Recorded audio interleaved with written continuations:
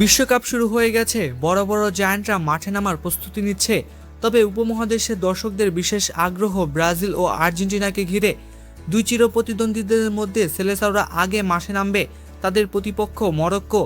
আগামীকাল দিবাগত ভোর 4টায় দুই দল মুখোমুখি হবে। আর আর্জেন্টিনা আলজেরিয়ার বিপক্ষে প্রথম ম্যাচ খেলবে 17 জুন সকাল 7টায়। দুই দলই শিরোপার দাবি রেখে অংশ নিয়েছে এই বিশ্বকাপে। তারা যতদিন টিকবে উত্তেজনাও থাকবে তুঙ্গে। তবে যদি দুই দলের দেখা হয় তাহলে বিশ্বকাপের সবচেয়ে হাই ভোল্টেজ ম্যাচই হবে সেটি। 2014 সালে জার্মানির বিপক্ষে ব্রাজিল সেমিফাইনাল জিতলে আর্জেন্টিনার সঙ্গে ফাইনালে দেখা হতো, কিন্তু তা হয়নি। আর্জেন্টিনা এবার পড়েছে জে গ্রুপে, আর সি গ্রুপে ব্রাজিল।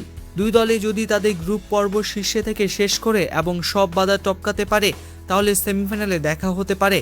আর দুই দলে যদি দ্বিতীয় স্থানে থেকে গ্রুপ পর্ব শেষ করে তাহলেও শেষ চারে এই দ্বৈরথ হবে। তবে একটি দল যদি গ্রুপ চ্যাম্পিয়ন হয়, আরেক দল রানার্স আপ, তাহলে ফাইনালে হবে ব্রাজিল আর্জেন্টিনা ম্যাচ। তবে দুই দলে যদি সেরা তৃতীয় দলের মধ্যে থাকে তাহলে তাদের মুখোমুখি লড়াই কোন পর্যায়ে গিয়ে হবে সেটা অনুমান করা কঠিন। লিওনেল স্কলোনির দল বেশ সহজ গ্রুপে পড়েছে। তারা মুখোমুখি হবে আলজেরিয়া, অস্ট্রেলিয়া ও জর্ডানের।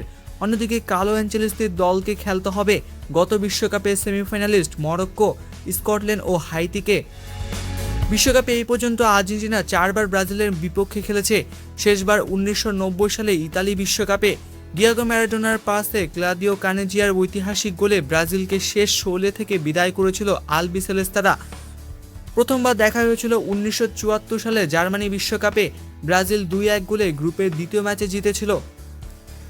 1978 সালে আর্জেন্টিনার মাটিতে বি গ্রুপের দ্বিতীয় রাউন্ডে দুই দল মুখোমুখি হয়েছিল।